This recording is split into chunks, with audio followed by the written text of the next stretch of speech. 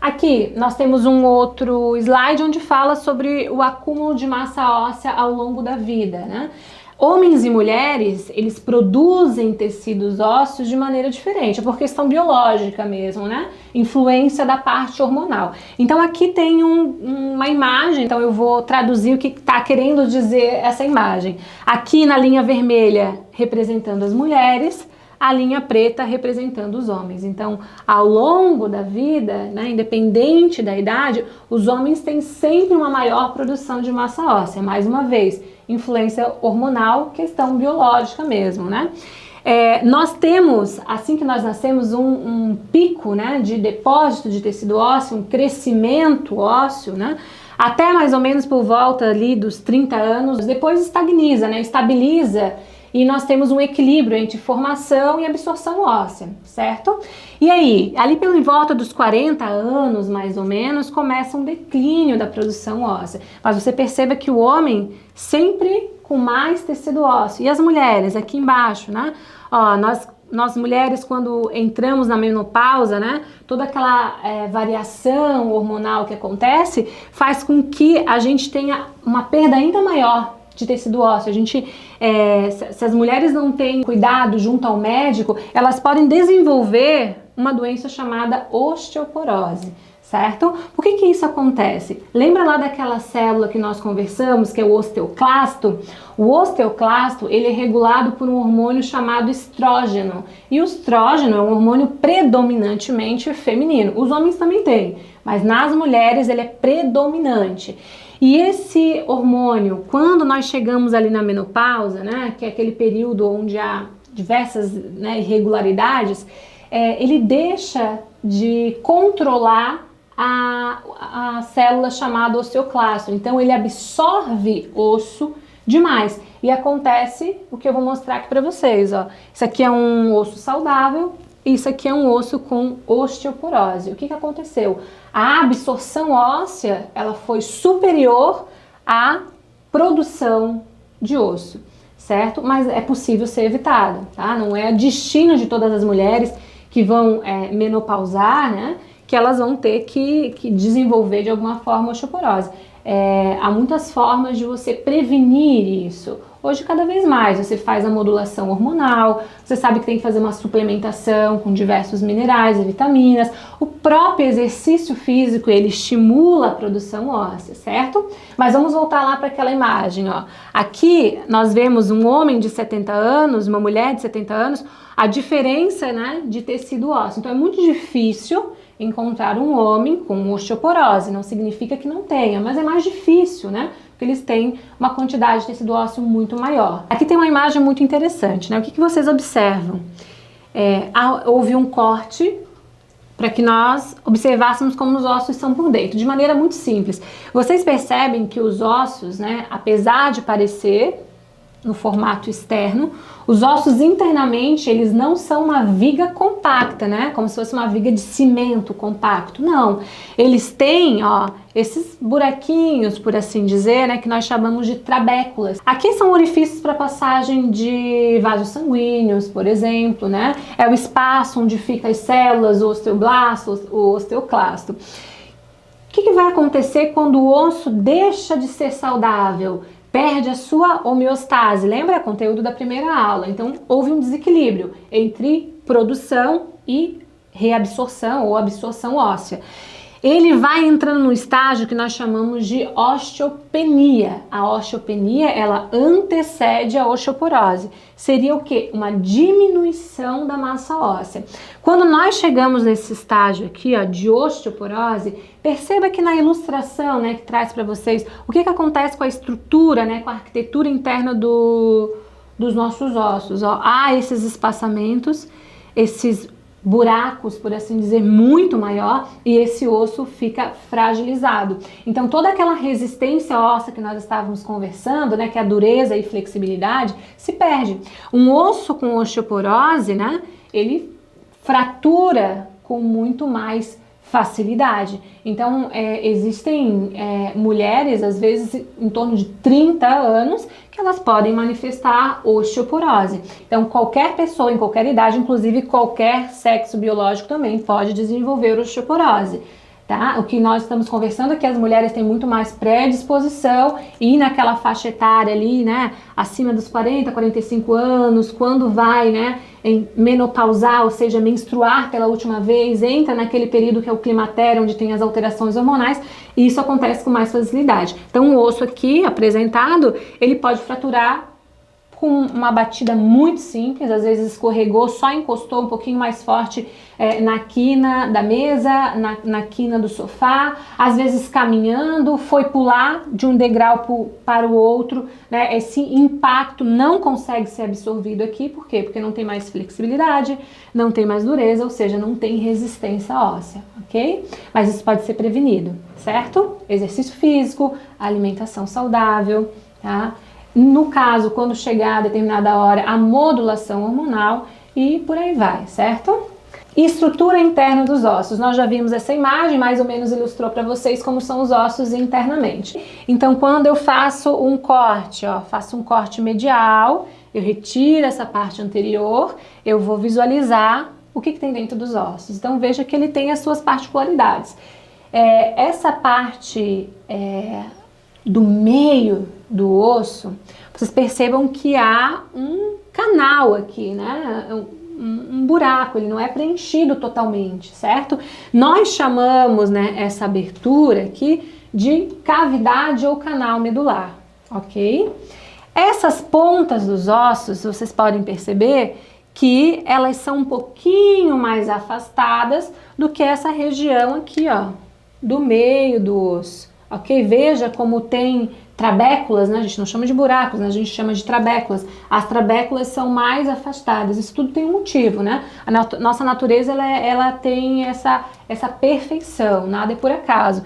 Então aqui vocês percebem que as pontas dos ossos, apesar de aqui estar tampado, as pontas dos ossos, elas têm esse afastamento, ok? E essa estrutura do meio do osso, essa haste, né? Onde nós temos o canal medular. Em ossos como esse, né, ossos longos, eles têm esse canal medular, né?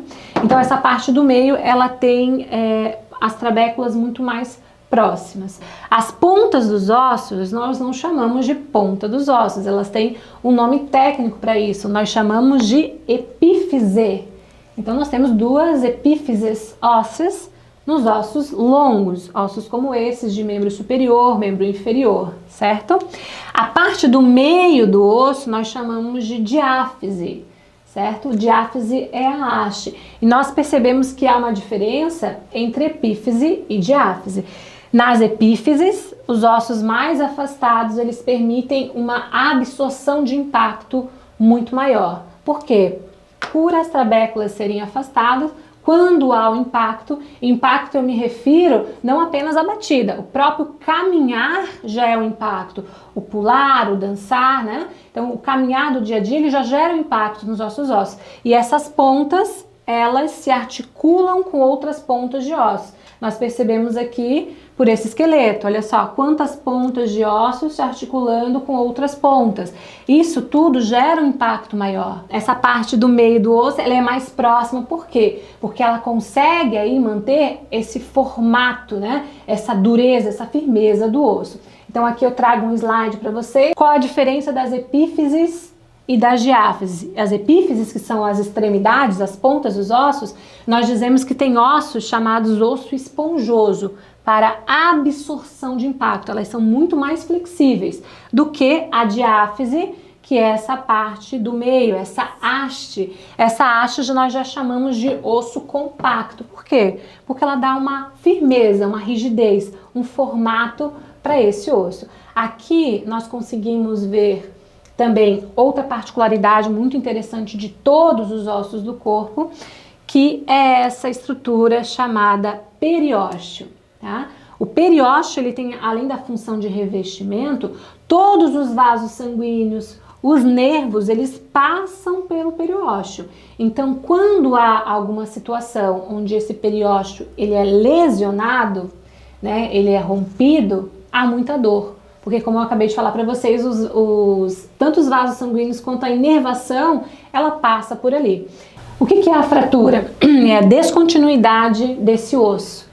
Então, quando há uma descontinuidade, esse osso ele rompe em 2 ou mais pedaços. E o que acontece com um periósteo? Ele rompe também, tá? Isso gera muita dor. Então a fratura, ela dói, certo? E a osteoporose? Será que a osteoporose dói? Vou dar um tempinho para você pensar. Lembra que eu falei para você que aonde está passando a inervação é no periósteo. Então, se o periósteo está comprometido, há muita dor. Se ele não está comprometido, não há dor. Então, aquela imagem que eu mostrei para vocês só para ilustrar do que seria a osteoporose, aqui ó, isso não gera dor. A osteoporose não tem dor. Ela é silenciosa, por isso que ela é tão perigosa. A pessoa descobre que fraturou o osso, um simples caminhar, um simples saltar de um degrau para o outro, e chega surpresa quando saiu lá do médico, é que está com osteoporose. Independente da idade, isso pode acontecer. Claro que com mais frequência em indivíduos, né, que aí a partir de 45 anos, né, pessoas mais desnutridas, enfim. Então a osteoporose, ela não gera dor, tá? Por quê? Porque o periósteo, como vocês podem ver aqui, ó, o periósteo ele tá íntegro, não há o rompimento, ok? E aí eu mostrei para vocês a fratura, né, que é essa descontinuidade do periósteo, e nós temos também a fissura, certo? O que seria a fissura? A fissura, ó, é como se fosse uma rachadura no osso, só que rachadura é uma expressão da construção civil. Nós não nos expressamos assim. Então veja que há uma fratura, porém é uma fratura que não é completa. Esse osso mantém o formato, ele não tem a descontinuidade. Então a fratura é muito mais grave do que a fissura óssea. A fissura ela não necessita de cirurgia, tá? Muitas vezes apenas colocar uma tala e imobilizar para que esse osso consolide novamente, né? E vai consolidar como? Osteoblasto vai produzir tecido ósseo. Eu posso ajudá-lo, né? Como eu falei, deixa imobilizado esse local para não sofrer impacto e prejudicar nesse processo de cicatrização e produção de tecido. Eu vou continuar me alimentando bem, posso fazer uma suplementação, isso tudo vai favorecer essa consolidação óssea. É claro que quanto mais jovem você é, teoricamente, né? Nós temos uma facilidade de consolidação muito maior do que indivíduos mais velhos. Aqui eu mostro para vocês como acontece esse sistema de reparo de fraturas de forma muito simples, né? Aqui, ó, gera um hematoma, lógico, né? Porque houve um rompimento de vasos sanguíneos, né? Houve um rompimento de periósteo. Essa situação vai gerar um processo inflamatório. Aqui vai começar o que a gente chama de angiogênese, formação de novos vasos sanguíneos, para o que? Vascularizar aquela região onde os vasos foram rompidos, ok? Produção de tecido ósseo para consolidar, né? Para colar, por assim dizer, essa fratura, certo? E aqui já está o osso remodelado, porque nós vamos produzir tecido ósseo através do osteoblasto. O osteoclasto ele vai lá e reabsorve, ele remodela para que aquele osso ele tenha o formato anatômico que ele tem que ter conforme o nascimento. Às vezes acontece que essa remodelação ela não fica perfeita, por assim dizer, e aí surge o que nós chamamos de calo ósseo. Então você percebe que aqui vem o osso, há uma saliência, né, e há a continuidade do osso. Isso é o calo ósseo. Em ossos mais internos, né, por exemplo, aqui o fêmur, né, que é o osso da coxa, como tem toda aquela musculatura em volta que é robusta, você não vai sentir o calo ósseo. Mas em ossos, por exemplo, né, da mão, né, são ossinhos menores, não tem tanto tecido em volta dele, outro tecido, né? Às vezes quando há essa fratura, na hora de fazer a remodelação, não fica tão perfeito e você observa esse calo ósseo. Para nós concluirmos todo esse conteúdo, eu trouxe aqui para vocês, ó, uma pergunta. E aí, os ossos doem? Qual que é a resposta que vocês acham? Depende, né? Depende do que aconteceu com esse osso. Se houve rompimento do periósteo, que é essa membrana de revestimento que faz a proteção, a nutrição, porque é onde estão entrando os vasos sanguíneos, né? Faz a inervação, né? Os nervos eles são responsáveis pelas sensações, né? Não só permitir movimento, mas as sensações são permitidas pela inervação. Então, um periósteo extremamente vascularizado e inervado, quando ele é rompido, e dói bastante, tá? Se for apenas a matriz óssea que tem um comprometimento, a matriz óssea é essa parte interna, né? Como acontece com a osteopenia, a osteoporose, nós não temos dor, ok? Então, eu preciso ter a ruptura do periósteo para que eu sinta essa sensação de dor. Aqui eu trago para vocês outras informações, né? Cartilagem articular, essa é uma imagem de região de joelho. Vocês percebem que o joelho, tanto o direito quanto o esquerdo, eles têm uma diferença, né? Então, este joelho está apresentando o quê? As extremidades ósseas, que são as epífises, tá? Tanto desse osso superior, que no caso seria o fêmur, quanto desse osso aqui nessa região mais inferior, que é chamado de tíbia. Esses ossos, nesta imagem, eles estão íntegros. Além de estarem íntegros, há uma estrutura chamada cartilagem articular que está revestindo essa ponta óssea. Para que serve essa cartilagem articular? Para ajudar a absorver ainda mais os impactos. Lembra que eu comentei para vocês que as pontas ósseas, elas têm um osso, né? As pontas chamadas epífises, elas têm um osso chamado osso esponjoso, porque as trabéculas são mais afastadas para absorver impacto. Então, a nossa natureza é ainda mais eficiente. Não sendo apenas suficiente os ossos esponjosos nas epífises, nós temos também a cartilagem articular, mais um reforço para absorção de impacto. Agora, olha esse joelho aqui. O que aconteceu? As pontas ósseas, que são as epífises, totalmente desgastadas, certo? E o que mais está desgastado? A cartilagem articular. A cartilagem é um tecido firme, né? Então, para eu desgastar uma cartilagem articular, eu tenho que me esforçar bastante. Que situação está acontecendo aqui, gente? Artrose. Então, o desgaste das pontas ósseas, independente de que região esteja acontecendo, é chamado de artrose. Aqui é uma artrose de joelho, ok? E o que mostra? Pontas ósseas desgastadas, cartilagens ósseas também desgastadas. E aí eu pergunto para vocês, essa situação dói? Vocês sabem que sim, né? Com certeza vocês têm uma mãe ou uma avó que reclama muito de dor por causa da artrose. Mais uma vez, por que tá doendo? Porque há um comprometimento ósseo daquela superfície que reveste os ossos, que é o periósteo. Então a artrose dói bastante. É muito comum pessoas que não são da área, né, as nossas vozinhas comentarem: eu tô com muita dor da minha osteoporose. Mas a osteoporose não dói, né? Teoricamente, o que traz a literatura é que a osteoporose não dói. Ela é perigosa no sentido dessa fragilidade óssea, sem a pessoa saber, e muitas vezes se colocar aí é um risco de fraturas importantes.